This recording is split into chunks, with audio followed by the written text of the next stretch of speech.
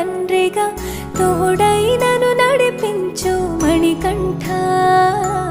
కష్టాలే తరిమినా కన్నీరే ముంచిన నీవే నాకు దిక్కు కదా అయ్యప్ప.